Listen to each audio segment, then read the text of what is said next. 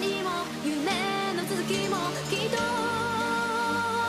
あなた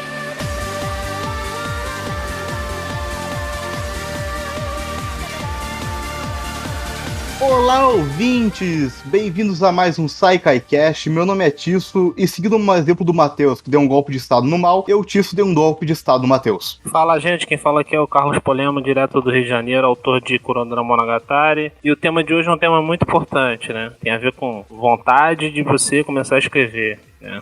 Olá pessoal, eu sou o Killua e minha motivação é fácil de conseguir, mas tem um preço que dependerá da qualidade da cerveja. Olá, eu sou Eduardo Aviana, autor de Erfurt, e vim convidar vocês para deixar de ler só as gringas e ler as brasileiras também. Então vocês estão vendo aqui que nessa maravilhosa formação de pessoas que, bom, o Matheus não está por motivos técnicos, não porque a gente deu um problema de gravação, não, nunca daria esse problema de gravação. Então hoje eu, como host, vim convidar vocês a ver esse maravilhoso podcast sobre motivos para sermos escritores. Pegamos aqui 4 escritores da Saikai e eu tô enrolando um pouco só porque eu não gosto de início curto, então vem com a gente.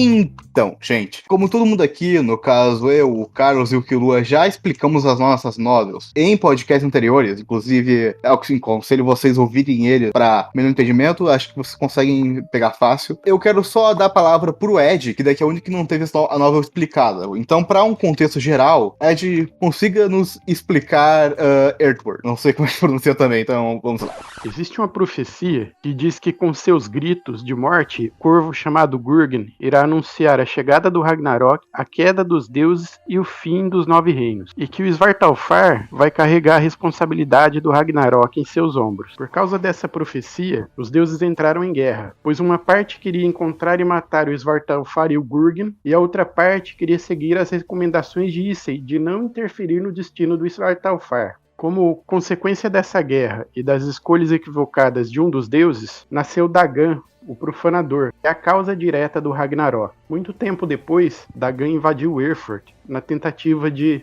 encontrar o Gurgen e garantir assim o Ragnarok, mas acabou sendo expulso por Idwin antes de completar seu objetivo. A própria chegada dele já causou impacto negativo no mundo, e com isso surgiu o primeiro Lich, que foi perseguido por Idwin. Idwin saltou num portal para um reino desconhecido enquanto perseguia o Lich, e por causa disso ficou 1477 anos desaparecido. E aí finalmente a gente chega na parte que inicia a novel, que é quando Idwin finalmente volta para os 9 reinos, e aí ele descobre que as leis do espaço-tempo estavam bagunçadas, e que havia um necromante tentando transformar um artefato sagrado em algo profano. E a partir desse momento eu vou deixar aqui um grande spoiler, né, que a partir do momento que ele descobre o necromante, ele passa a escolher algumas pessoas para realizar certas tarefas específicas, tanto para combater os servos de Dagan, quanto para poder consertar as leis que foram corrompidas. E é isso, assim começa a nossa história em Erfurt.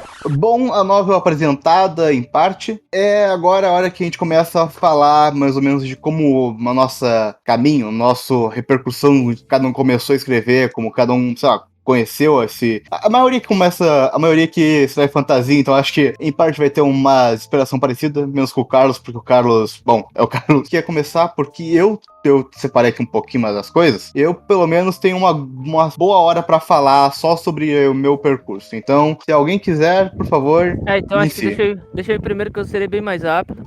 Então, acho que basicamente sobre meu começo, escrevia bastante coisa, mas assim, eu escrevia 10 capítulos, parava. Escrevia 5 capítulos, parava. Nunca ia em frente. Também nunca queria escrever coisas pequenas e nunca continuava as coisas grandes que eu fazia. Teve uma vez que eu tava até meio que desanimado de escrever e tal. Eu voltei, acho que por algum motivo, eu voltei pro servidor da Saikai de novo, né? Que tinha quase 2 anos que eu não entrava nele. Aí eu vi a questão do fórum, que a gente até vai falar dele depois. Eu vi alguém falando do fórum e tal, aí meio que tua curiosidade, eu dei uma conta lá e falei, vou criar uma conta. Nem tinha obra ainda pra postar lá.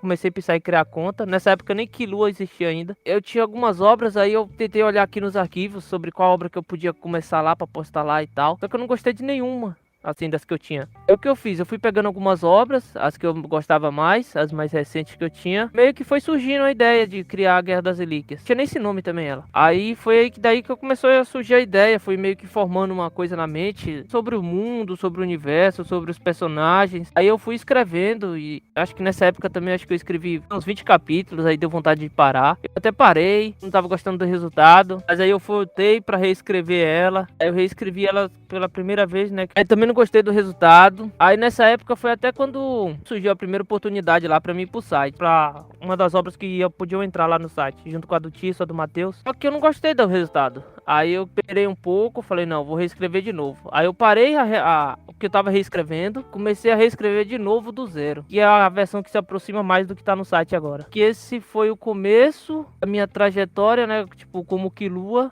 Daí que a ideia do Killua surgiu, tal, surgiu junto com a novel, com os personagens e tudo. E esse foi o meu começo. Acho que uma coisa que é importante frisar aqui é a questão do que eu acho que até é o tema desse cast também, a questão da motivação. Às vezes é preciso você reescrever, você não vai gostar do resultado, você quer mudar coisas, você quer fazer diferente, você precisa reescrever. Para tudo isso você precisa ter animação. Eu acho que minha motivação eu ganhei justamente quando eu comecei, tipo, algumas pessoas liam, comentavam. O próprio servidor da Sakai também, a gente trocou muitas ideias, trocamos experiência, fomos comentando sobre a narração de um e outro, sobre os personagens e tal.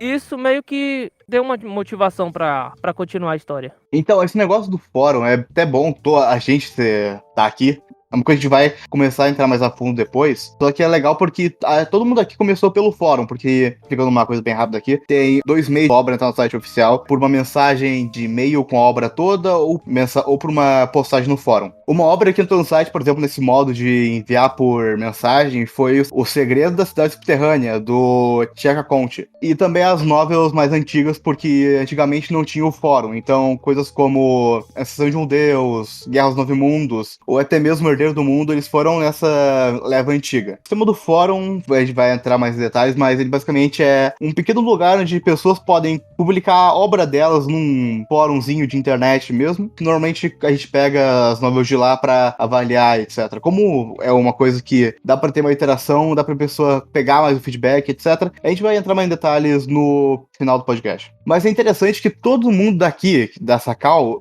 chegou por causa do fórum, que teve essa novela lá no fórum, depois passou pro site. Eu, como um dos avaliadores em parte do fórum, praticamente lá do Killua, do Carlos e do Ed, tive uma pequena influência na passagem delas, então eu posso confirmar que é um método bom, funcional, e eu também tô aqui por causa disso. Agora vamos lá, Ed, algum comentário sobre? Como eu comecei a escrever, a minha trajetória começa odiando leitura. Por que eu odiava leitura? Eu odiava leitura porque quando eu aprendi a ler, eu fui forçado a ler o Pequeno Príncipe. Imagina você lendo uma desgraça dessa e quando tá aprendendo a ler, né? O livro é muito bom, mas não para uma criança aprender a ler. Enfim, por muito tempo eu odiava leitura, tive aquele trabalho para começar a ler aquelas coisas de ler gibi e tudo mais, e comecei a me interessar por isso. E aí eu li as histórias do Asterix, e naquela época eu devia ter uns 11 para 12 anos, eu já queria escrever algo do tipo, só que eu não tinha, né, ideia, desenvoltura. O tempo passou, meados de 1998, 1999, primeiro computador na mão, um Pentium 286, não existia Google Drive, não existia nada disso. Eu comecei a escrever. Por 4 vezes eu cheguei até o 10º capítulo. Eu chegava no 10º capítulo, parecia uma coisa. O HD queimava. Aí eu tinha que reescrever tudo de novo. Aí nessa época eu dei uma desanimada. Eu sempre fiquei, não, vou voltar a escrever, mas nunca voltava. Aí um dia eu esbarrei no servidor da Saikai por causa de TDG, o amado e odiado. Aí eu descobri o servidor do Discord. No servidor do Discord eu vi o pessoal falando de escrever e de autores brasileiros. Eu comecei a me interessar e falei assim, acho que eu vou começar a escrever a minha também. E foi assim que começou. O Ed é um caso interessante, porque, como ele mesmo disse, 1998. É até estranho eu estar comentando aqui, porque principalmente eu comentando Killua, porque o Killua, ele tem acho que 10 anos mais velho que eu, e a minha voz é muito mais grave, mais grossa do que o Killua, então eu sou o adolescente aqui praticamente. Todo mundo aqui é mais velho. E é interessante ver a jornada das pessoas com relação a isso. E para a próxima pessoa, temos a definição de jornada encarnada numa pessoa. Carlos Polemos, o grande ancião. Não, assim, quando eu comecei, não tinha... Cara, que as pessoas vão falar. A internet era discada na época que eu já escrevi. A gente escrevia em cadernos, né? Eu escrevi em cadernos, mas eu sempre escrevi pra mim. Eram pequenas histórias, pequenos contos que eu escrevia pra mim. Não tinha nem coragem de mostrar pras pessoas, não. Uma coisa ou outra que eu mostrava, mas nunca tive coragem de... Nunca tive a intenção de correr atrás de publicar, nada disso. Mas era mais por farol.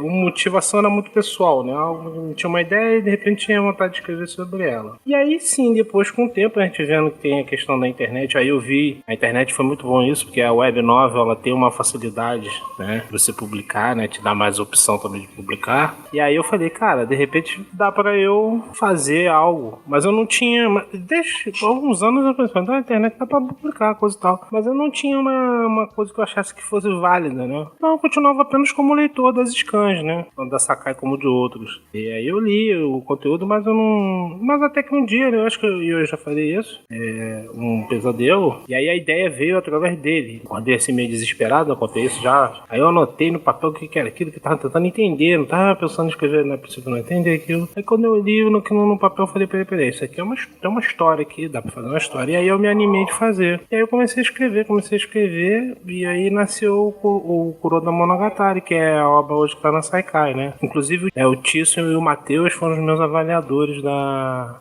porta de entrada aí na Sakai. Mas a princípio a minha motivação era muito pessoal mesmo, gente. Eu não vou mentir pra você, não. Eu escrevia porque me dava onda e prazer. E tenho muito caderno guardado em gaveta aqui que tem historinhas ali no caderno que eu acho que nunca vai vir a público, nunca vou querer publicar, ou talvez depois eu posso até dar uma olhada, de repente alguma coisa eu posso aproveitar. Mas porque isso era uma prática minha da década de 90, assim como o Ed, né? Só que um pouquinho antes, tá, Ed? Uma Copa do Mundo antes da sua, vamos dizer assim, uma eleição antes da sua, tá? Foi em 94, quando a primeira coisa que eu escrevi, que era a história de um navegador. Ele ia atrás de era um navegador barra explorador que ia atrás de um tesouro numa ruína, numa terra distante. E aí era um conto nesse sentido, né? O louco Carlos preveu One Piece. Não é nada a ver com One Piece, não, porque ele não era um pirata, tá? É interessante, eu tenho uns comentários bizarros sobre a avaliação do Carlos, porque ela foi muito discrepante de como ela começou pra como ela terminou. Como ela terminou já tá bem óbvio, porque ela entrou no site e tá tudo de boa. Mas como ela começou foi muito estranho, porque eu lembro de quando ter visto ela pela primeira vez, foi o Matheus que me mandou, acho que foi um Unhar da obra, Kuroda Monogatari, foi o primeiro volume, que acho que tá no segundo agora, né, Carlos? Começou já o segundo. O primeiro volume foi muito bizarro como ele tava escrito, porque a pontuação tava meio estranha, e eu fiquei tipo, cara, esse início parece meio estranho, me lembrou um pouco de Megami Tensei, que é... Se você não conhece Megami Tensei, Persona. Me lembrou um pouco de Megami Tensei, por causa que monstros invadindo a Terra, etc. E eu fiquei, até que pode ser legal, mas tem esse negócio da linguagem também estranha. E daí o Carlos foi lá e reescreveu, reorganizou tudo. E daí depois, posteriormente, quando ele apareceu no Discord da Saikai, quando a gente conheceu ele, eu pensei que era um adolescente. Não, é o cara... É um professor de geografia, não é mesmo? História, filosofia e sociologia também. A parte mais bizarra pra mim foi basicamente ele ter falado sobre os negócios dos cadernos, etc. Falar que tava, eu não sei se ainda tá, que ele tava recolocando reformulando a história, tava colocando a história nos computadores. Então, aproveitando que o Tício falou, como eu falei há pouco, o Tício foi meu avaliador junto com o Matheus. E na época, quando eu comecei a escrever, eu tive uma ideia muito louca de escrever como um fluxo de consciência aquele presente momento, né? Então você leria no tempo presente, né? Não estava usando o pretérito, estava usando os verbos todos no presente. Então a sensação, isso é muito importante, você começa a escrever, é você ter pessoas, de repente, que se você quiser realmente publicar, você ter pessoas para poder ler, para poder te dar esse feedback. Então tanto o Matheus como o Tício deram feedback, e eu também depois contei para você, né, Tício, que como estava sendo difícil fazer isso, né? Fazer uma coisa que eu nunca estava acostumado a fazer. Não era a questão da primeira pessoa em si também, né, Tício? Era os tempos verbais, né? Tudo no presente. era uma coisa muito louca, né, a ideia. E aí eu tive que reformular ela, e aí foi muito bom, e acho que isso é uma primeira coisa que você precisa, quem tá pensando em começar a ter isso em mente, não leve as críticas pro coração. Pode até não concordar com a crítica, mas não tome como uma ofensa pessoal. Então as críticas pra mim nesse momento foram muito importantes, e eu decidi reescrever. Pra vocês terem ideia, eu já tinha até o livro 3 todo escrito nesse sistema, 4 tava na metade. Eu falei assim, eu só vou botar na Saikai quando eu reescrever tudo. Por isso que demorou tanto isso pra publicar na Saikai, né? Não é só a questão da revisão, tinha toda essa questão, eu vou reescrever tudo que eu tenho pra depois começar a publicar. Então demorou mais um pouco por causa disso. Foi fundamental, estava sendo um processo muito desgastante para mim, né? Eu já falei aqui em outros casts que eu sou dislexo, né? Eu tenho dislexia. Isso já dificultava muito para mim. Eu nunca escrevia nada direto no computador. KM é a minha primeira vez que eu escrevo direto no computador. No papel, a única coisa que eu tenho no papel aqui é o esqueleto geral, né? Em vez de quando eu dou uma olhada nele, mas eu escrevo no computador. Tudo que eu fiz na minha vida, até antes de KM, eu escrevia num papel para depois passar para o computador. Aí a gente aumenta, diminui, a gente faz as alterações. A minha própria monografia, né, meu trabalho de conclusão de curso, meus trabalhos de conclusão de curso, todos eles foram feitos em caderno, folha, depois ser digitado. Assim, é um trabalho monstro isso, mas era por causa da minha dificuldade com tela de computador. Até hoje eu tenho dificuldade. Então eu já tinha essa dificuldade da dislexia e da escrita. E aí eu tava tendo a dificuldade do próprio tempo verbal, dessa ideia maluca que eu tive. Então, olha só como é que é importante. Desculpa estar me estendendo, gente, mas olha só você que tá ouvindo isso, como é que é importante você ter esse feedback, ter essa avaliação. Se eles não tivessem sido honestos comigo, talvez eu teria dropado. Não teria, porque não conseguiria dar conta de fazer um negócio que eu tive uma ideia meio maluca. Então foi bom o feedback. Você entenda uma coisa, em algum momento você vai começar a reescrever alguma coisa que você fez. Eu já tô no livro 5, eu tô reescrevendo todo o livro 5 agora, mas não por causa de problemas de gramática, por problema da história mesmo. Chegou no meio do livro 5, eu senti que a história fugiu totalmente do... Aí eu falei, apaguei tudo e tô reescrevendo de novo, né? Então 12 capítulos eu joguei fora para reescrever o livro 5. Isso é um processo inevitável, tá? Então você tem que também ter paciência com você mesmo, tá? Não é só com o teu leitor. Você, enquanto autor, ter paciência. Ah, gente, desculpa ter me alongado aí, mas é porque eu achava interessante botar esse caso aí pra jogo. Eu me permito, como host podcast, porque agora é minha vez e vai ser uma vez muito conturbada, sacar uma carta do baralho e tacar uma polimerização do Yu-Gi-Oh! No meio de todos os seus problemas, de todo mundo aqui, e juntar no meu, porque eu acho que eu carrego um pouquinho de tudo que vocês falaram. Eu só vou adiantar que minha história é tão bizarra. É estranho como ela deu tanta volta, mas acabou num lugar, num estado demasiadamente bem, eu acho. E basicamente, só pra ter ideia, eu entrei na Saikai, eu até gosto de falar isso, aqui vai a explicação do porquê. Eu entrei na Saikai sem saber que era uma scam. Então vamos lá.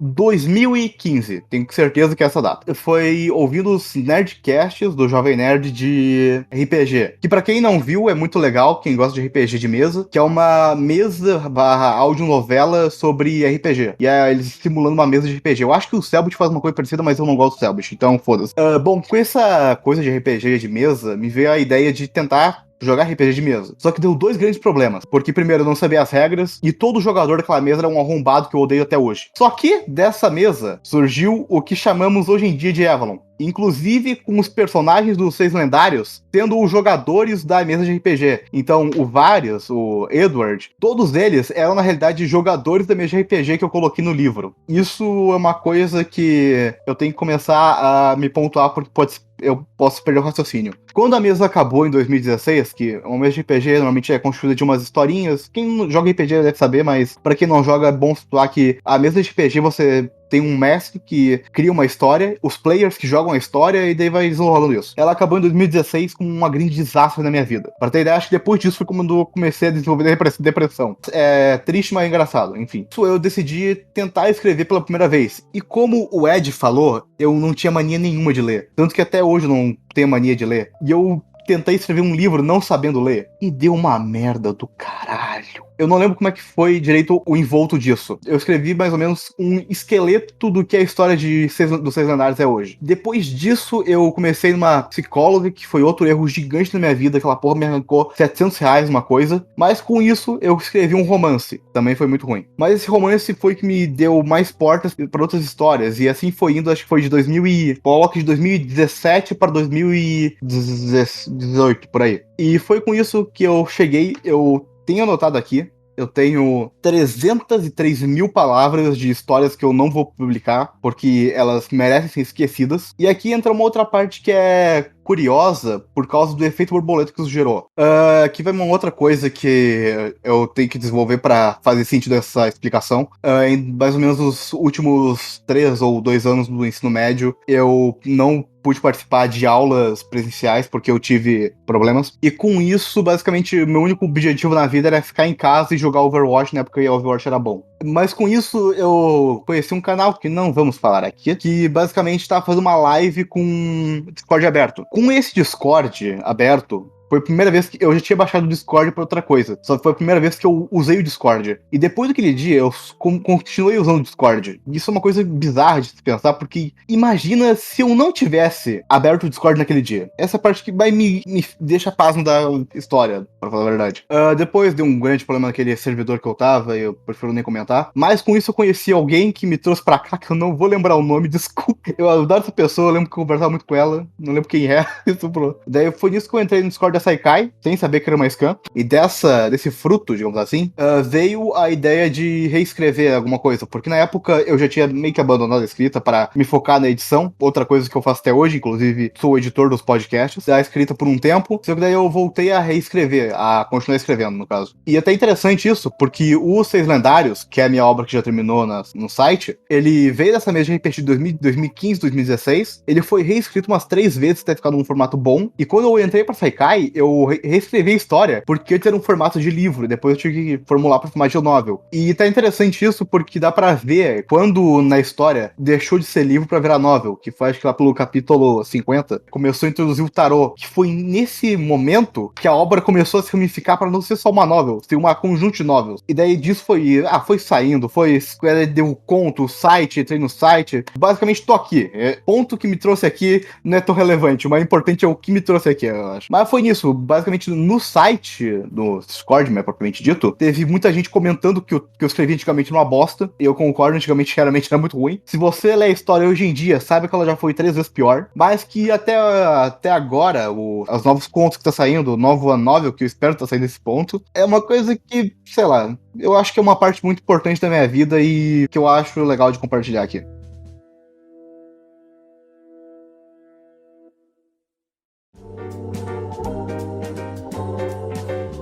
Senhores, agora partindo para a próxima etapa do podcast, vulgo parte 3 ou parte 2, depende como você vê minha edição. Leitores ou obras ou escritores ou, enfim, que inspiraram vocês a, formular história, etc. Inspiração de mitologias, etc, porque eu sei que o Ed vai ter muito disso. Tolkien. Idem. Os mais velhos vão falar Tolkien, Frank Herbert. Agora começaram a fazer um filme de Duna, agora tá ficando badalado, mas eu li o livro lá atrás, década do século passado. O Tolkien, ele é fundamental. O Ed, então, se você lê, quem gosta de Tolkien, lê a novela do Ed. Vocês vão se amarrar, muito legal. Você vê que é uma pessoa que realmente leu e você sente a influência de Tolkien. O C.S. Lewis, o Isaac Asimov, esses caras todos que eu li catam muito desse universo de fantasia, eles foram uma influência muito grande. E também tem as obras que hoje tem as scans. As scans trabalham, são as obras gringas. Elas também têm influência, sim, tá? Apesar do, por exemplo, disso eu não gosto, mas eu tenho alguns isekais, por exemplo, que eu gosto. Eu reconheço que o gênero ele é meio bastante falho. Tava discutindo recentemente com o Tisso isso, né? O problema não é nem do gênero, acho que é o que fazem com o gênero. Cultivo também é a mesma coisa, tem muita obra de cultivo, mas tem umas obras legazinhas. Então eu leio as novas hoje, né, e essa influência antiga, né, então eu acho que é meio que influencia também tudo isso, mas o Tolkien realmente ele tá no top 2 ali, com certeza, em termos de influência. Quem é antigo não tem jeito, né, Ed, os antigos não fogem do Tolkien não, né. Eu gosto de me comparar com um exemplo bem específico, só que bem distorcido também. O exemplo do Tarantino, o diretor de um monte de filme sangrento. Que o exemplo do Tarantino é interessante porque ele não era um cara que estudou cinema. Ele não, fez faculdade, etc. Se não me engano, ele via muito filme e ele conseguiu reproduzir o que ele via nos filmes dele. Mas eu acho que a arte da escrita, a maioria dos escritores não fizeram, uma boa parte não fez faculdade da área, né? Não, eu quero desenvolver meu ponto. É porque Tarantino, ele viu que ele gostava e começou a fazer igual. No meu caso, eu não lia. E eu até hoje continuo sem ler. Seja mangá ou livro. Eu não leio a obra original. Poucos mangás eu acompanho, eu não leio o novel praticamente, tirando as dos BR que eu gosto de ler pra ver como é que tá, etc. Mas quando eu comecei, e até hoje, eu leio bem pouco. Mas eu pego muito da, sei lá, mídia que eu tô vendo. Inclusive, eu até gosto de orgulhar por isso, porque eu tenho 108 dias de My Anime List.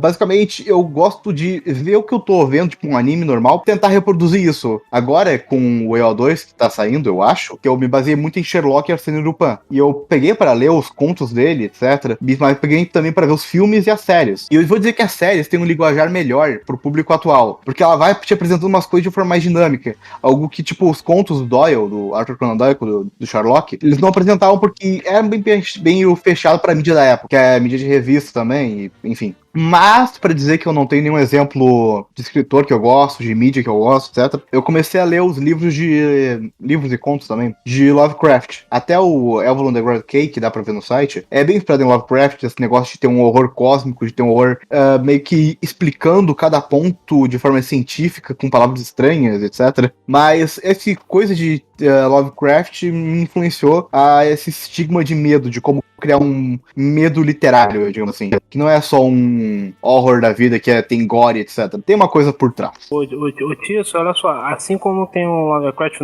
ele não gosta muito da obra dele, né? A gente já conversou, eu já li, mas eu tenho um, que é um conterrâneo dele, que inclusive eram amigos, que é o Howard. O Howard é o autor de, entre outras coisas, talvez a obra mais famosa dele é Conan. Mas é que o personagem que eu mais gosto não é Conan, é o Rei Cool. Então tem muita influência, porque ele é daquela espadas e feitiçarias, né? Tem o Esteban Maroto, que é um ilustrador também. Eu via muitos quadrinhos, alguns até tinham tirinhas de jornal, e ele também trabalhava muito com essa temática, né? Tem vários camaradas assim, não só na parte da escrita, mas também na parte gráfica, né? Ilustração, mangá, coisa e tal, que tem influência sim e na gente, né? Então não é só no livro, né? Um filme pode ser uma influência pra pessoa, né? O audiovisual às vezes dá pra pessoa um arcabouço bacana também, né? Então eu acho que isso que é legal, né? O processo ele não precisa ser só um caminho, não existe apenas um caminho, né? Existem várias possibilidades. Assim, eu não tenho muito assim pra pegar a influência do autor, assim. Eu peguei mais do gênero.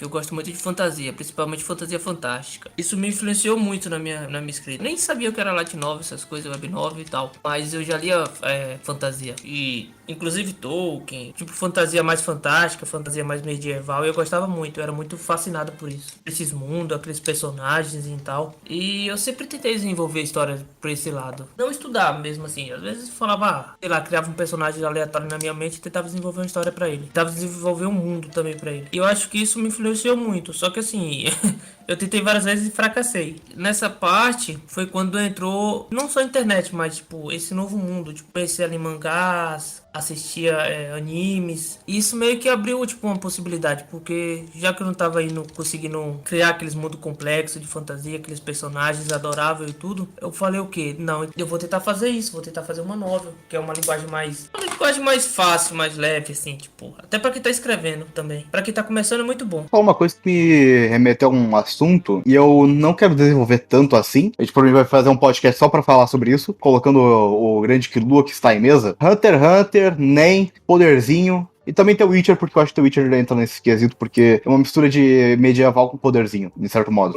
Ultimamente ganhou muita força, né, o The Witcher. O Hunter x Hunter é muito... dá muita discussão, né? O bom do Hunter x Hunter é que ele pode ficar horas e horas discutindo sobre um ponto, né? Acho que dá pra fazer depois dá pra fazer um cast de Hunter x Hunter. Só sobre o NEM. É um cast do Hunter x Hunter NEM. Só pra falar. Pô, vão ser 5 horas de cast no mínimo. Dá tempo pra estudar um pouco, eu já esqueci quase tudo. Tá vendo? O cara tem que estudar pra falar. É muito legal isso. Mas eu queria me aprofundar no NEM, não no NEM em geral, mas no arquétipo de NEM, porque principalmente a obra asiática tem muito disso, de que o personagem ele não vai ter tipo uma magia tão aberta, ele vai ter uma magia mais regrada em algum poder muito específico. Como por exemplo, sei lá, o Killua que produz raio. Agora eu parei de pensar, esse exemplo não é tão bom porque tem um Killua na mesa e eu confundi tudo. Observando se eu conseguia soltar um raio agora. Mas, por exemplo, o Gon, que usa pedra, papel e tesoura pra usar os poderes dele, essa dinâmica meio cômica, meio séria de poderes, de tipo, regrar um poder a uma única utilidade. Como vocês acham que os poderes deveriam fluir? Ou como vocês preferem que os poderes fluam para as obras de vocês? E aos filhos também, né? Como eu. Eu acredito que a melhor forma de se trabalhar poderes, magias ou energias é criar regras não tão rígidas e sempre deixar isso mais aberto. Porque se for complexo demais, fica difícil durante o processo da escrita ele justificar qualquer coisa que acabe fugindo da regra. E aí o autor pode acabar naquele velho clichê de novela de cultivo, que são seus intermináveis encontros fortuitos. No caso de Erfurt, o conceito e a palavra magia não existem. Existe um conceito de poderes, onde existem ali 3 poderes apenas, mas que são absolutamente abrangentes. Por exemplo, tem o poder sagrado, que pode ser interpretado como luz, e aí todos os poderes dentro de luz, tal como cura, purificação e tudo mais, estão inclusos no poder sagrado. Existe o poder profano, pode ser interpretado como trevas, e portanto qualquer poder como maldição, corrupção, drenagem de vida e tudo mais relacionado a trevas está incluso ali. E aí finalmente tem o último poder, que é o poder divino. O poder divino ele é exclusivo para os deuses, ou para indivíduos que os deuses decidiram ceder ali o poder deles por algum motivo. O negócio de poder, eu considero uma coisa muito importante, principalmente pra novel que mexe mais com magia. Tudo bem que não mexe com magia quando mexe, sei lá, com arte marcial. Não é um poder, é um estilo de luta, mas também é importante, pode se considerar com poder, etc. Que é muito interessante isso, porque obras asiáticas, pelo que eu analiso por cima, ele tem muito o estigma de tentar criar um personagem único até nesse poder. Tipo, você vai ver um personagem, ele tem um poder exato que é esse aqui. Aquela do Jujutsu, que é um martelo, que eu não lembro o nome. Nobara. A Nobara, que é um personagem que o poder dela é baseado num martelo e ela também tem o boneco de palha. Esse estigma de ter um personagem que tem essas regras de poder, ele pode fazer isso aqui, só que ele não é tão aberto. Por exemplo, Senhor dos Anéis tem uma magia mais aberta. E eu gosto muito de tentar misturar um pouco desses dois mundos. E eu acho que é meio que a fusão desses dois mundos cai numa coisa meio The Witcher, pelo menos até onde eu vi. Que você tem uma magia aberta, mas que ela pode ser usada como regras. Um exemplo próprio que eu uso é a Doutora Watch, que é a do EO2, que o poder dela é alquimia, que em si a alquimia é uma coisa muito aberta, dá pra significar por vários meios. Só que o estilo de luta da Watch é muito específico, porque ela usa muito do terreno ao redor dela para lutar contra o inimigo. Tem um detalhe interessante, ela não luta, ela fica parada e o sol ao redor dela bate no inimigo. Ela seria um elementarista? Não elementar, porque não é bem um elemento, ela não mexe com elementos, ela mexe com a própria estigma da alquimia. Ela usa mais do terreno ao redor dela, independente se for terra, se for madeira, se for metal, ela pode pegar e moldar o terreno ao redor dela justamente por causa da alquimia, que tem um dos princípios nisso. Que é basicamente, se for pra ver, uma forma de resumir poderes da alquimia de Fullmetal Alchemist. Mas falem como vocês abraçam esse estigma de poder ou como vocês distorcem ele. Então vamos. Eu queria até, falando sobre isso. Porque eu sou preguiçoso pra ficar revisando, mas tem uma versão que eu tô tentando fazer. E meio que muda no atual. Eu tô usando o conceito de maná.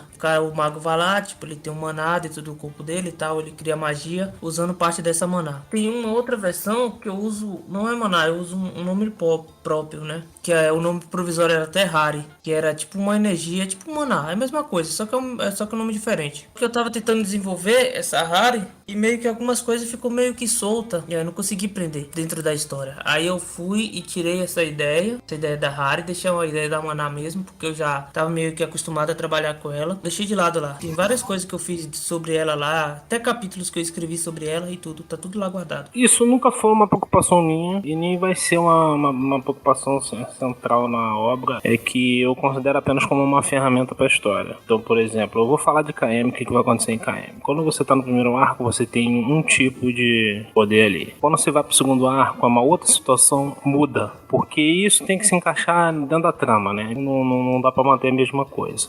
Eu vejo isso, é uma coisa interessante, porque quando eu entrei no Discord, né? Acho que vai fazer 2 anos agora que eu entrei no Discord, né? E aí a gente conversa muito, né? A gente fica ali no chat conversando e ao longo desses 2 anos passou muita gente com ideias de escrever. Tem gente que agora falou lá e tá começando agora a botar alguma coisa no fórum, né? Pra fazer o teste, coisa e tal. Os mais novos eu tenho notado isso. É muito preocupado em ficar detalhando com muita exatidão o que é, pra onde vai, até onde roda. Quase que fazendo um manual real técnico o poder que ele vai usar na obra. E aí eu me pergunto isso, assim, você não tá perdendo muito tempo nesse aspecto, que é importante, tá? Mas, de repente, você deveria pensar assim, como é que isso vai se encaixar na minha obra, nos meus personagens, né? Que impacto isso tem nos meus personagens? Tem uma novel que a gente lê, e não é de poder, né? Vocês vão falar, tem novel de poder, uma novel de arte marcial, de repente trabalha com outras vertentes. Mas, de fato, pra mim, pessoalmente falando, considero apenas um elemento e ele tem que estar condizente com o que eu tô pensando no geral. Eu não quero nunca que ele seja distante. O que eu quero dizer, por exemplo? Se eu tô num universo da minha obra em que existem pessoas capazes de manipular os elementos, aí eu vou pensar dentro disso. Existe possibilidade de alguém ter mais de dois? Sim. Essa pessoa tem dois, ela pode mesclá-los? Sim. Então, se sim, como é que essa mesclagem funciona? Quais são as condicionantes disso? Quais repercussões isso traz pra pessoa, né? Não tem possibilidade. Ah, tá. Por que não tem possibilidade? Então, eu tô respondendo assim de forma bem simples isso, pra eu ter noção. Eu tô sempre perguntando pra mim isso. Esse negócio que tá aqui na obra, nesse poder, essa capacidade, essa habilidade, quais são as repercussões dela, por exemplo, se ela for num nível muito acima ou se ela for rebaixada demais? Eu sempre tento também pensar nos dois extremos dela. Por exemplo, você pode ter um personagem que é um elementalista de fogo que o camarada pode conjurar uma bola com a capacidade do sol. Isso funciona em anime. Mas, porra, se eu conjugar um sol aqui na atmosfera, quais são os impactos que vai ter, pelo menos no entorno? E isso vai trazer prejuízo pro corpo da pessoa? Se eu tô trabalhando então num universo, pra você evocar, quais são os limites, né? Então eu tento trabalhar nesse sentido. Agora, eu não fico fazendo muita coisa do documento detalhado, não. E teve alguns casos que eu notei que a pessoa ficou muito preocupada em detalhar essa parte e se esqueceu de trabalhar a trama. Isso aconteceu aqui, tá, gente? Que mandou mensagem, a gente conversa assim muito com algumas pessoas, fala, caraca, agora eu tô tendo que reescrever porque eu tô tendo que refazer, eu tô tendo que repensar, porque ficou uma coisa muito fora dentro do que eu tava pensando.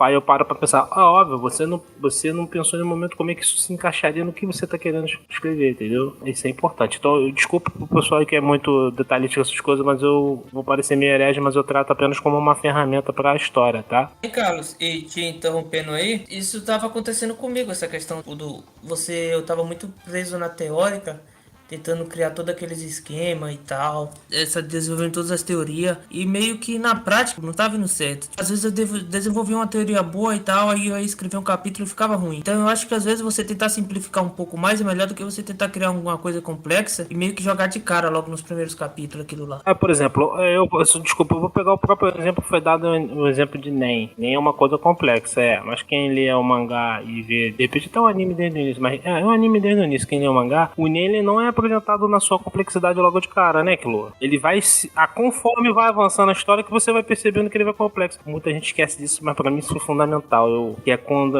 um daqueles guardas do Meruem, e ele tá lutando contra o Kilo e tá lutando contra o cara, lembra? O Kilo ativa lá a habilidade dele, que ele fica reativo e o cara não consegue, e ele é mais poderoso, mas não consegue nem encostar o dedo e tal. E depois daquela luta toda, coisa e tal, quando ele tá sobrepujando os caras, ele tem um momento que aí ele para, meio que deixa os caras aí isso é muito interessante, fala assim, e ele compreendeu, aquela criatura compreendeu que o Nen é algo muito mais profundo. O Togashi ele faz muito isso, né? E o Hakusho também tinha um pouco disso. Ele é complexo, mas ele também não fica dando todos os pormenores, ele deixa essas coisas em aberto, que eu acho isso muito interessante. É que a gente vai entendendo conforme vai progredindo na história. Isso aí. E ele vai acrescentando. Às vezes a gente pensa que tá entendendo de uma forma um determinado personagem, aí você, tipo, vai ver um arco, um capítulo, aí você já começa a falar, pô, não, eu tô entendendo errado. Aí você, tipo, começa a acompanhar um personagem e você fala, não, então eu acho que é diferente. Vou dar um exemplo, vou pegar do anime, tá? Mas tá no mangá também, que é um anime que Fuvimi e Kokilushi, que é Jujutsu. E Jujutsu a mesma coisa acontece, né? No primeiro momento você tem ali o cara comentando, o Gojo também ele vai dando umas explicações muito simples no início, e depois a coisa vai se tornando mais complexa. Então você tem a luta lá contra a Hanami, e o cara começa a explicar, ó, isso aí o cara dá uma explicação, tu fica assim, caraca, meu irmão, é muito mais complexo do que simplesmente soltar uma luzinha em volta do corpo e dar uma porrada. É muito mais profundo. Mas o cara vai te apresentando isso aos poucos. Isso é interessante. Às vezes o cara quer chegar já botando o pé na porta, o teu leitor vai ficar assim, caraca, meu irmão, mas o teu leitor nem foi ambientado no universo, e você já tá entendendo com uma informação muito profunda. Aí você tem que se perguntar, vai valer a pena fazer isso? Talvez você ache que vale a pena, então vai dentro. Eu nunca acho que vale a pena, essa é a minha opinião, tá? Pois é, aí eu fiz essa mesma pergunta, vale a pena ou não? Aí eu decidi que não valia a pena. Eu prefiro apresentar aos pouquinhos, e aí deixar que a pessoa vai mascando isso aos poucos, entendeu? Eu quero puxar um assunto porque eu acho que o Ed vai complementar alguns pontos. Basicamente, o que eu trabalho, que é com um universo meio compartilhado, digamos assim, que é com os deuses de Avalon, que eu fiz pra tentar diferenciar cada deus de outro, porque a trama principal é em volta dos deuses, não sobre um deus específico, mas sim sobre todos os deuses, resumindo. O que eu fiz, além de fazer uma novel pra cada deus até agora, cada um tem uma especialidade diferente ou uma especialidade meio própria e única. Como, por exemplo, a Tetra, que é do EO2, é o deus da alquimia. E o principal ponto dela é que todas as magias delas geram da alquimia. Agora tem, tipo, deuses que vão pra entrar, que são mais, você gosta de coisas mais puxadas pra algo. Tipo os deuses orcs, que são puxados pra violência, e a magia, entre aspas, dele é que eles conseguem criar armas. Então, tipo, cada deus tem um pontinho específico que diferencia ele dos outros, e na história todo mundo começou a pegar esses deuses como exemplo, tipo, um deus queria fazer uma magia parecida, então ele pegou a magia de outro como exemplo. Assim foi indo até chegar num ponto que foi capaz de emular a magia com um deus específico. Uhum. O Tisso, já parou pra pensar que talvez essas diferenças também estão relacionadas, por exemplo, à proposta do que você tá botando? Por exemplo, quem escreve um ICK, ele vai seguir uma certa orientação. O cara que escreve uma coisa voltada ao mundo pro universo do RPG já um outro caminho a seguir com essas coisas. Será que é isso? Eu quero escrever sobre o cultivo. Ele vai abordar esse tema de uma forma totalmente distinta, né? Você não acha isso, que o gênero também vai ajudar a orientar a pessoa na hora de construir essa parte da história dela? Em parte, eu acho que, pelo menos no meu caso, vem não da temática em si, mas da personalidade de qual figura tá por trás. É isso que eu acho muito, muito legal eu não sei se eu posso usar a palavra infinitas, mas as possibilidades são tantas que a gente não tem. Então sempre é uma nova forma de fazer. Você vê só como é que você fez em Avalon 2, você fez bem diferente, né? Aí você, por exemplo, vê o Ed faz de uma outra forma. Killua também, eu também. Essas múltiplas possibilidades, eu acho ela fenomenal. E eu entendo que muitas das vezes quem tá começando pode ficar perdido com isso. Não sei se isso aconteceu com o Killua, ou com o Ed, ou com você. Num primeiro momento você ficou perdido. Pra onde que eu vou? Como é que eu vou fazer isso? Vocês sentiram isso em algum momento? Eu tô sempre perdido desse jeito, na verdade. A gente fala que ter poucas possibilidades às vezes é menos opressor do que você tem quase todas as possibilidades abertas pra você. Porque você é oprimido pelas múltiplas possibilidades, né? Para alguém indeciso como eu é pior ainda. Tem os traços de personalidade também de cada autor, né? Essa é uma questão, acho que a gente tem que frisar bastante, que ela é muito recorrente, essas coisas, ó, de você ter essas possibilidades. Acho que é ruim quando você não tem essa possibilidade. Acho que quando você não tem muito essa possibilidade, acho que é porque a sua história já tá meio que fechada ali, tá num funil, sabe? Eu, pessoalmente, eu não posso mentir pra vocês. Eu tenho uma capacidade, não sei nem se é qualidade ou não, mas eu tenho vamos dizer assim, que eu tenho uma facilidade já de determinar, pelo menos assim, as opções são essas, né? Tem um rol enorme de opções, eu, tipo, você consigo fechar dentro desse escopo aqui. Aí quais são as opções dentro disso aqui?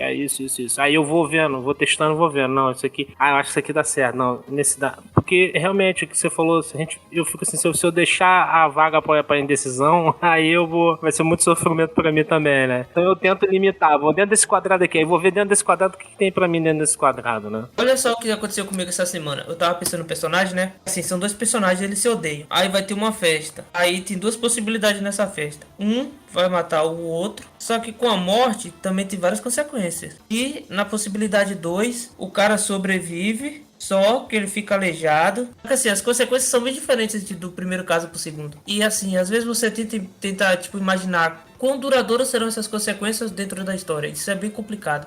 E essa é uma coisa que eu penso muito mesmo na história quando tô escrevendo. Isso me lembra uma coisa que muita gente diz que é importante, mas sinceramente tô cagando pra isso. Que o Stephen King, escritor esse que eu odeio, ele idealizou que existe dois tipos de escritores, que seriam os jardineiros e os arquitetos, eu acho. Basicamente, arquiteto é quem planeja toda a história ou algo muito próximo disso. E jardineiro é quem coloca, por exemplo, elementos na trama, tipo, vai ter esse personagem aqui e tem outro aqui. E ele vai moldando aos poucos como a coisa vai acontecendo, sem um planejamento muito prévio. Muita gente diz que isso é importante, eu sinceramente acho que isso é uma idiotice, eu nunca me importei com isso, mas é uma coisa interessante de se ver, porque tem gente que provavelmente acha que isso vai ser melhor porque, eu vou me focar só em ser um jardineiro ou um construtor, arquiteto, não sei o que eu usei. Eu acho que tem gente que vai ter, e aí o cara vai falar assim, cara, eu sou jardineiro. E o cara falou, não, eu sou arquiteto. O cara se definir exatamente como dentro daquilo. Mas assim, tem gente que vai poder transitar nos dois. O que eu acho importante é fazer bem o que você se propôs fazer. Se você se propõe a fazer o lá e cá, faça bem o lá e cá. Você se propõe a ser só jardineiro? Olha, eu também não sou muito fã dos King, não, tá? Eu acho ele um chupinheteiro do Lovecraft, mas tudo bem. Isso é bobagem de eleitorzinho. Vamos lá. Se o cara definiu, faça bem. Se definir ser jardineiro, seja um bom jardineiro. Se você definiu que você vai trabalhar como arquiteto nas suas obras, seja um bom arquiteto. Eu acho que isso aí tem tudo a ver com o tema da motivação, sim. Porque se você não tiver isso bem definido, você pode ter, como o Clô falou, você pode começar a ter dificuldades que vão te desmotivando no meio do caminho, né? E às vezes a tua falta de motivação é por um problema aí, sabia? E aí você não consegue identificar que problema é aí, e aí eu acho que vai aumentando mais a tua frustração e a tua motivação vai diminuindo mais ainda, né? Então isso é importante também. Eu me decidi, se eu descobri o que eu sou, então faz com vontade, faz com gosto, como fala o pessoal. Eu sei que tem gente que pensa assim, eu vou ser sincero com a minha opinião, tá? Eu acho que se eu fosse um jardineiro, eu seria aleijado, e se eu fosse um arquiteto, eu seria um aleijado. Tem que ser os dois. Tem que ser os dois, porque senão você perde uma faceta muito importante.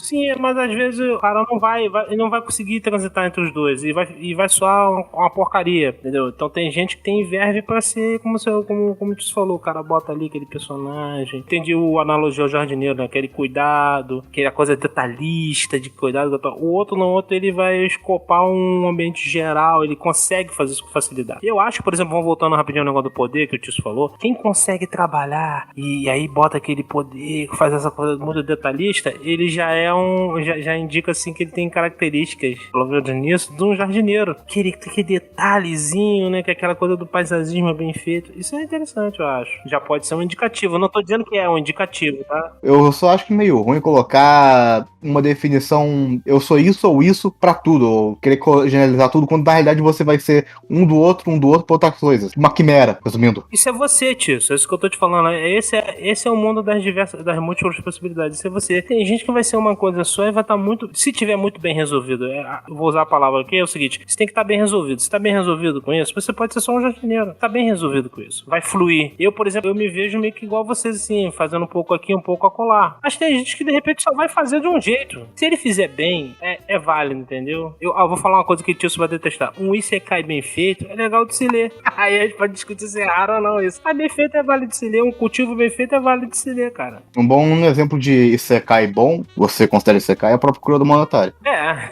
Você tá puxando a brasa pra minha sardinha? Obrigado. Porque assim, eu divido meu processo de escrita em duas partes. A primeira é a criação. Quando eu tô criando em modo criação, eu sou meio que o construtor, o arquiteto. Só crio. Minha única preocupação é criar. Tenho que ficar me prendendo a detalhezinho, a criar poderes bem detalhadozinho. Meu negócio é só criar.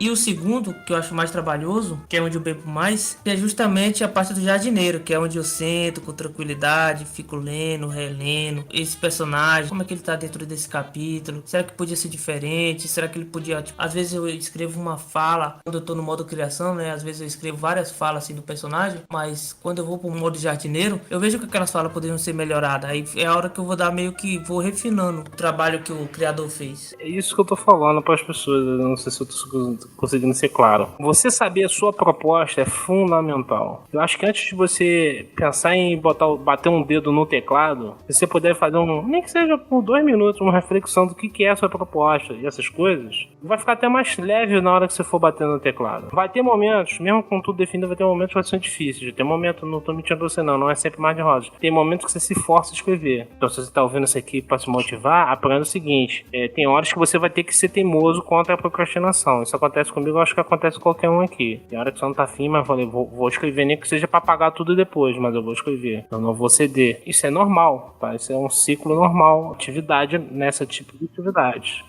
A gente nem sempre tá inspirado, né? Inspiração pra mim é uma coisa que não vem toda hora não, cara. É meio raro. A maior parte do tempo que eu escrevo, eu tô meio que desmotivado. Não tenho aquela motivação, nossa, eu tô criando um mundo fantástico, todo mundo vai ler e comentar e as porra toda. É isso, nem passar na minha cabeça. Eu tenho que escrever esse capítulo hoje, eu tenho que terminar ele amanhã e eu vou escrever ele hoje e foda-se. É por isso que eu estou 1 ano à frente das postagens.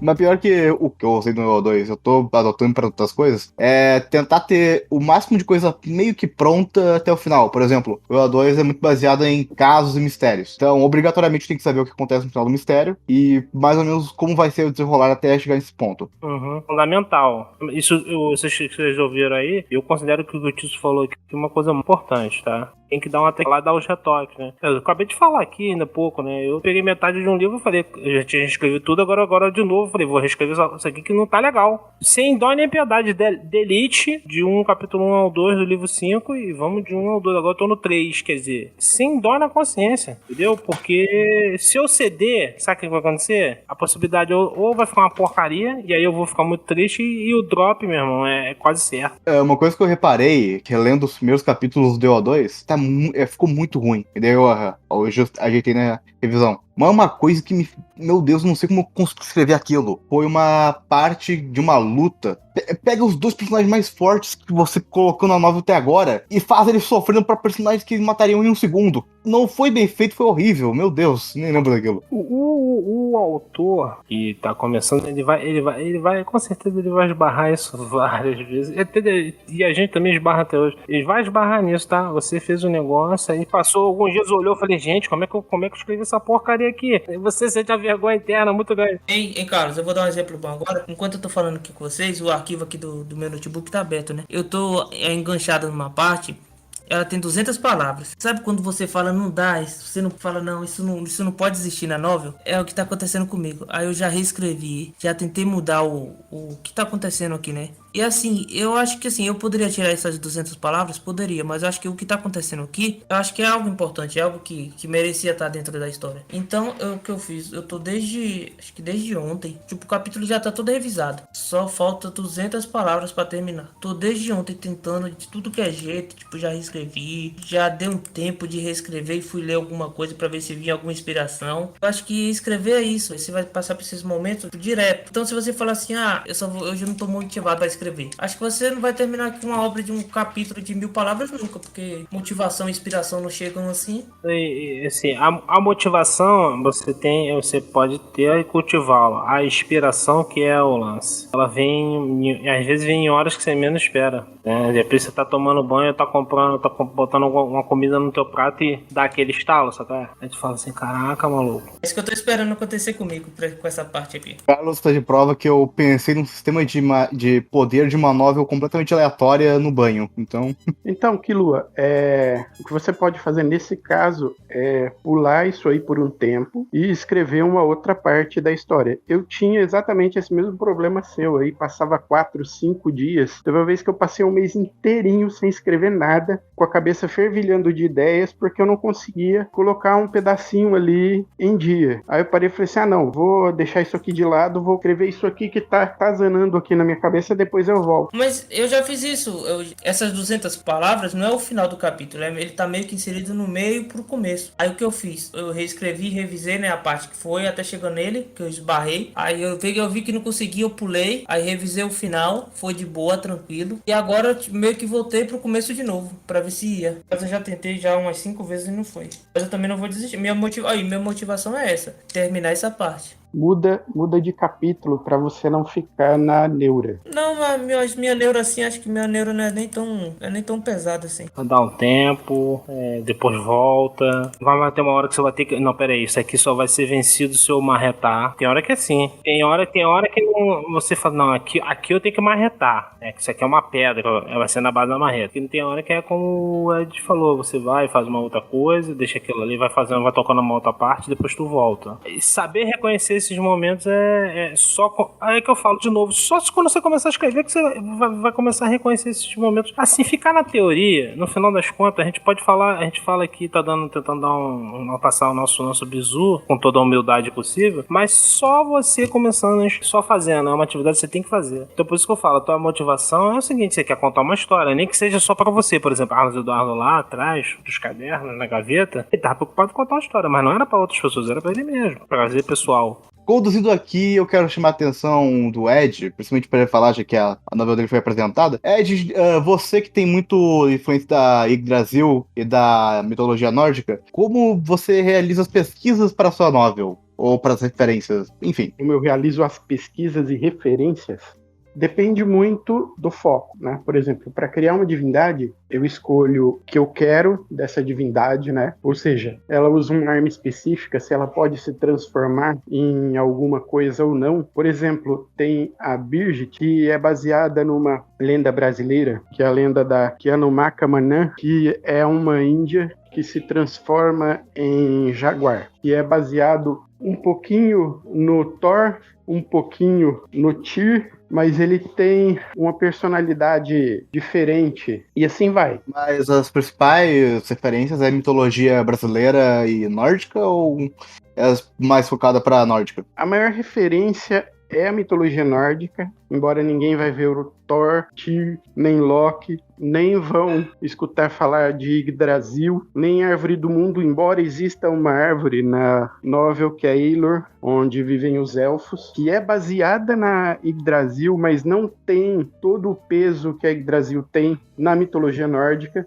Uma outra coisa, em questão de personalidade ou de tanto deuses como personagens normais, pessoas, enfim, eles têm uma personalidade puxada para pessoas históricas ou épocas históricas. Como esse personagem que tu falou que é falando do Thor com o Tyr, ele teria uma personalidade puxada para esses dois ou pega uma referência diferente para personalidades? Não, a personalidade dele é única. Ele mesmo, ele tem uns pensamentos bastante simplistas, assim. Por exemplo, ele te dá todas as chances do mundo. Se você não quer, tchau, tchau. No caso, tu disse até antes que é bem inspirado em Tolkien e em Fins, só que tem uma coisa tipo o cartunesco asiático, que é baseado no teatro japonês, que é basicamente a comédia de anime que tem, ou é só baseado nessa essência medieval em si? Não, a essência é medieval, né? Algumas coisas de lenda são respeitadas, por exemplo, os druidas, eles se transformam em animais. Você é alguém se transformando em um animal usando qualquer tipo de roupa. O que você acha que ia acontecer? O cara ia se machucar, né? Essa é uma regra. Druidas são tipo Crepúsculo. Não faça esse paralelo. Agora que ele entendeu.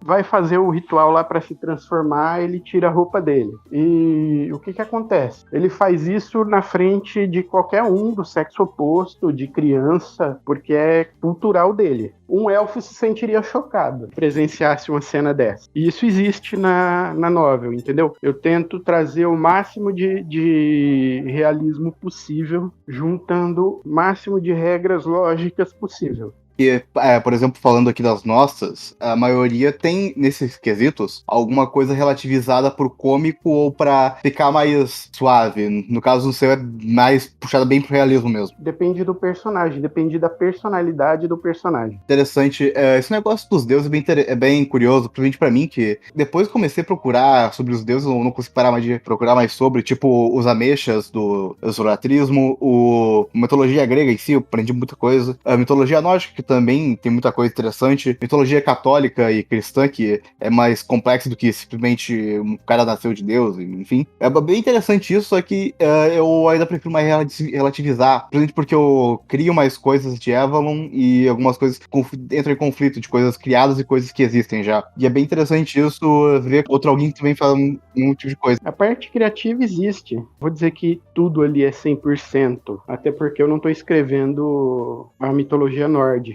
Então, assim, eu deixo minha imaginação fluir, mas eu pego o básico e tenho que infundir ali, porque senão fica um negócio muito... aquilo que você falou antes, né? De repente o cara solta um sol na atmosfera, não dá, né? Dá, mas tem que ter consequência disso, né? Pior que eu acho que um exemplo prático disso até no meu. Mas, Carlos, o que tu diria sobre esse ponto também? Suas inspirações na mitologia real ou em algumas coisas reais?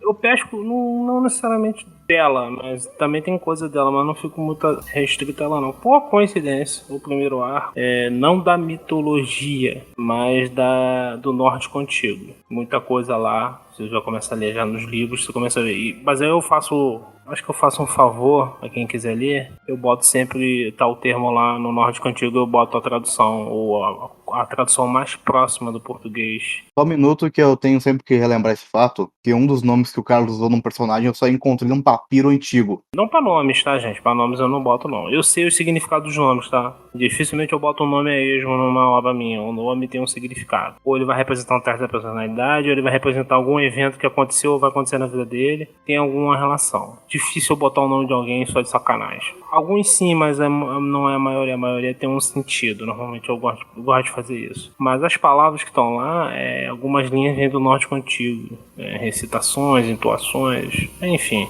Mas aí eu sempre boto em português porque ninguém tem que ter o mesmo prazer que eu tenho de ficar pesquisando. Eu tinha dito acho que foi no primeiro podcast que eu participei, né, que me perguntaram disso, eu já tinha material nesses cadernos eu tinha material que eu tinha feito pesquisa eu gosto de pesquisar etimologia, muita coisa. Então eu tenho muita coisa do proto-germânico, né, e do proto-germânico eu achei que não caberia usar ali, então eu fui pro nórdico antigo, que era uma coisa mais próxima. Pro KM eu não estou construindo uma coisa própria, tá? Mitologia nem nada não. Estou só absorvendo alguns elementos, né? Então nessa primeira parte são os elementos mais nórdicos, alguma coisa celta. Na próxima já não é tanto assim, né? Eu vou querer pegar mais uma coisa já baseada no que a gente sabe da história antiga, tá? No segundo arco. Da história mesmo que eu vou retrabalhar, vou repaginar, vou me apropriar. Eu não gosto de me sentir muito... Nesse quesito eu não gosto de me sentir amarrado não, eu gosto de estar mais livre. Mas eu pesquiso sim, eu já pesquisava por outros motivos também, então tem algumas informações sim, mas não pretendo usar muita coisa assim. De novo, eu vou ver o que é a trama e o que cabe dentro da trama, né? Se cabe dentro da trama, botar mas eu não vai ter, tá? Eu quero tirar isso aqui de vocês. O conceito de divindade, como a gente encara, ele não está presente no primeiro arco, não vai estar presente no segundo e provavelmente não vai estar presente no terceiro. Então os 3 primeiros arcos não tem esse conceito de divindade, ok? Porque não compensa, não cabe dentro desses 3 arcos. O 4 e o 5 ainda estou refletindo sobre isso, que eu preciso ver algumas coisas. Mas eu acho que talvez o 5 acho que é o que de repente pode aparecer algum conceito de divindade. Mas talvez no 5º arco, né, que é quase o penúltimo arco. Mas eu não fico muito preso a essa questão não. Então eu encaro muito a mitologia como mais uma fonte de informação, assim como a própria ciência, o que a gente considera a ciência moderna hoje, né, os conceitos de ciência também. De repente, às vezes eu pego uma coisa da ciência e uso na obra. Então basicamente eu tenho feito pesquisa assim, apesar de ser um fanzaço de Tolkien. E aí deixa eu corrigir as pessoas, o Tolkien não fez, porque as pessoas veem lá os elementos do Tolkien, acham que o Tolkien chupinhantou mitologia nórdica. Não, tá? Ele pegou coisas da mitologia nórdica porque ali tem um ramo ali similar anglo-saxão. E aí ele criou uma coisa própria, tá? As pessoas têm a mania de dizer, o Tolkien tirou da mitologia. Não tirou. Existe uma coisa é você tirar, outra coisa é você ser influenciado. Então, por exemplo, o que o Ed está fazendo? Ele não está chupintando a mitologia nórdica, ele está usando ela como uma influência e ele está trabalhando dentro dessa linhagem, tá? Mas é uma coisa própria dele. O Tisso não chupinhenta, pelo contrário, o Tisso pega e monta o que é dele dentro daquele universo. Mas se eu quiser fazer uma coisa que ocorre dentro de uma mitologia específica, você pode fazer. Quero contar a história de um herói e aí a história dele ocorre dentro da mitologia Urdu, você pode fazer. Você é livre para fazer o que quiser. Mas aí mais uma coisa interessante, você saber exatamente o que eu estou fazendo, ele se encaixa dentro de uma mitologia já montada ou eu estou construindo algo próprio. Também é importante você ter isso em mente, né? A minha história é uma história mais realista. Por exemplo, ele não está aqui hoje, mas Serafim, apesar de lidar com poderes, pessoas que despertam com poderes, né? Ocorre como se fosse no nosso mundo de hoje. Então tem um realismo muito forte em Serafim. Então ele não tem uma concepção mitológica, né? O próprio Matheus fala que ele tá mais com um sci-fi realista. E realmente ele trabalha nessa linha. Aí de novo eu falo sempre pra pessoa, qual é a tua proposta? Quando você souber exatamente qual é a sua proposta, você começa a escrever. E deixa fluir, entendeu? Quando você tem a proposta na mão, você vai saber se você vai precisar pesquisar alguma mitologia ou não. Isso vai depender sempre da sua proposta.